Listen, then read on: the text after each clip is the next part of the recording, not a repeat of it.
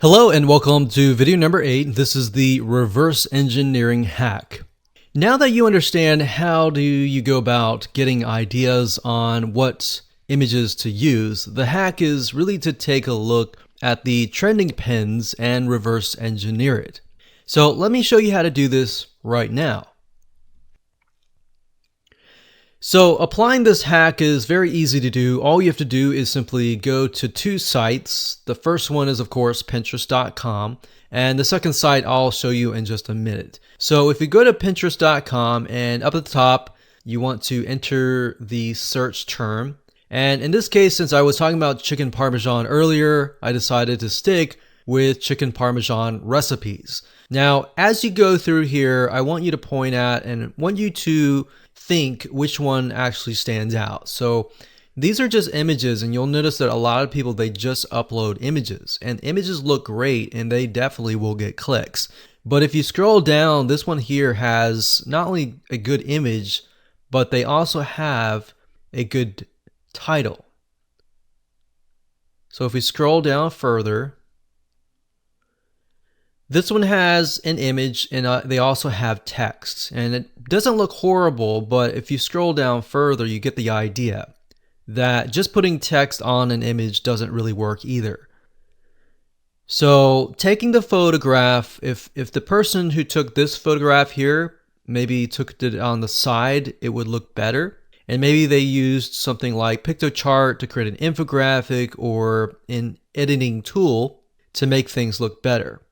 And we'll talk about tools that you can use to make things better in just a minute. But if you scroll down further, you begin to see images that really catch your eye. So this one here, this one has an image and then text and then an image, but the text looks really good. So if you scroll down further, the one on the left-hand side here looks really good as well. So by doing a little bit of research and doing a little bit of reverse engineering, you can get an idea of what is actually doing well. Now, I want to pause for a minute and just tell you a tool that you can use to create these simple graphics. So if you don't want to create an infographic, that's fine. But if you want to create something simple like this, then there's a tool called Canva.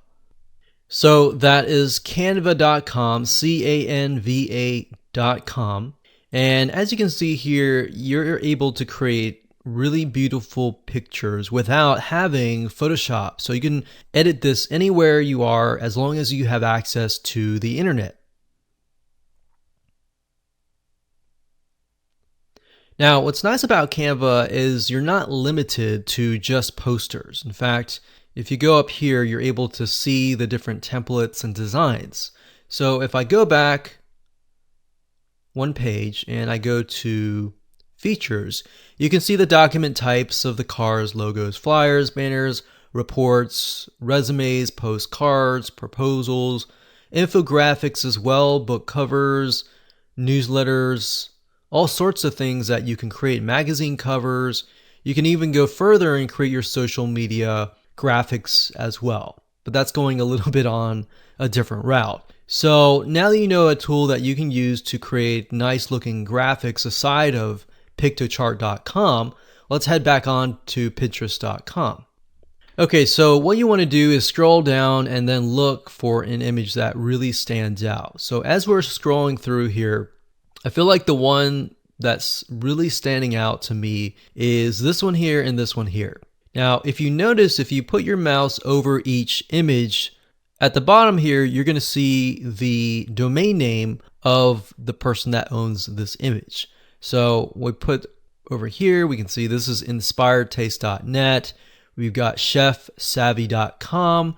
We've got kitchenswagger.com. So what we do is we find the domain name. And the next step is we obviously can see that these people are professionals. So we want to take a further look at them.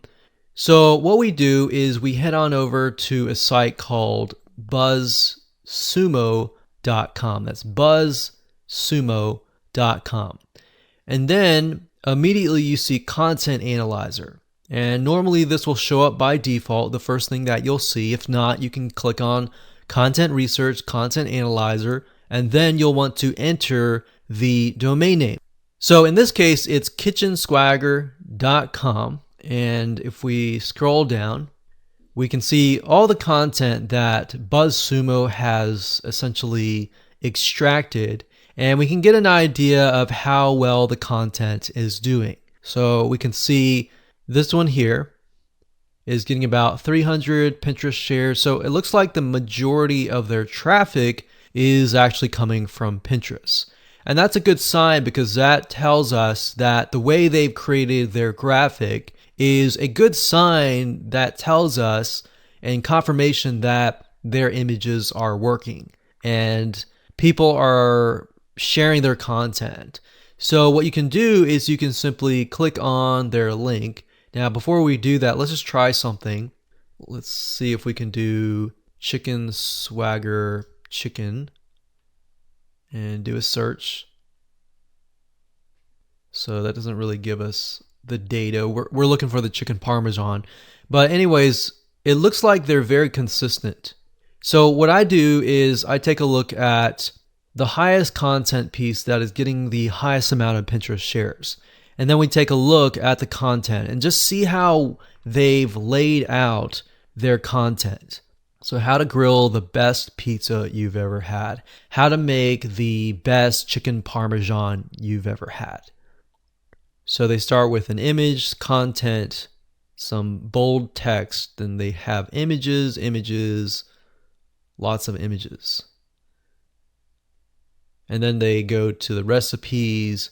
So what you're trying to do here is get an idea of why people are pinning it and how you can apply that to your own content. Obviously, you're not plagiarizing or copying them. You're simply getting ideas on how you can lay things out for your own site.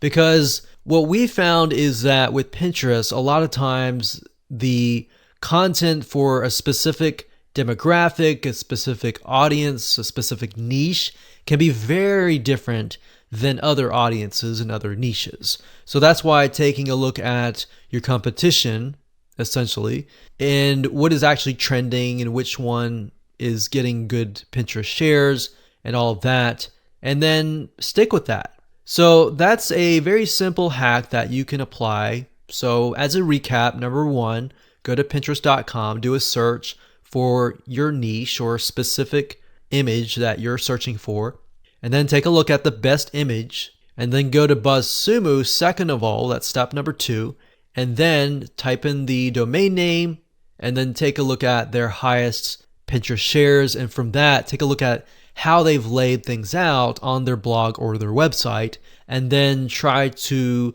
take a look at a few again and see if there's a similarity and a commonality. So that's it, and hope you enjoyed that. Let's move on to the next video.